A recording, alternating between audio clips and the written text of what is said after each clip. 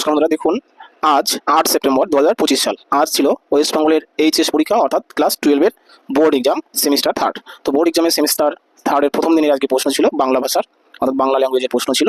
তো এই প্রশ্ন সিট নিয়ে আমি ভিডিওটি নিয়ে আসলাম যে কী টাইপের প্রশ্ন ছিল এবং কী ইনস্ট্রাকশন ছিল পরীক্ষাতে। প্রথমবার এরকম একটি পরীক্ষা হলো বোর্ডের এক্সাম সেমিস্টারে। এখন পূর্ণ মান হচ্ছে কত 40, তাই না? তো 40 পূর্ণ মানের পরীক্ষাটি হলো 2026 সালের সেমিস্টার থার্ড বাংলা ভাষা ক। ঠিক আছে, দেখুন পরীক্ষার্থীদের জন্য কী নির্দেশ দিয়েছে আপনি স্ক্রিনশট দিয়ে দেখে নেবেন।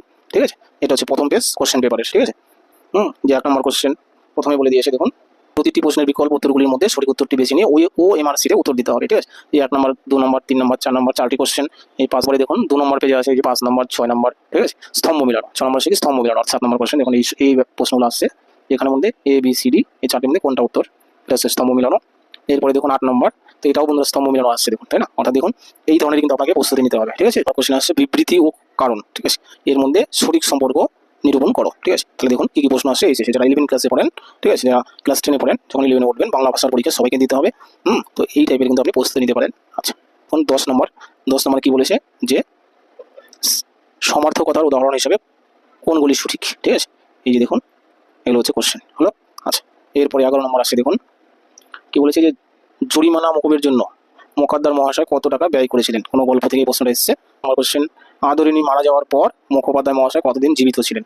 এই অপশন আছে, সে যদি অপশন সি যদি উত্তর হয়ে থাকে তাহলে আপনাকে কী করতে হবে, OMR শিটে 12, ঠিক আছে, ABCD আছে, তার মধ্যে সি নম্বরে কী করতে হবে, গোল করে পূর্ণ করতে হবে। ঠিক আছে, এটা হচ্ছে OMR এর পরীক্ষা। এবার 13 নম্বর কোশ্চেন এসে দেখুন 14 নম্বর, ঠিক আছে, 15, 16, 17 একটু দেখে নিন, 18, 19 নম্বর প্রশ্ন, পোর্টরাস গল্পটি অনুবাদ করেছেন কে।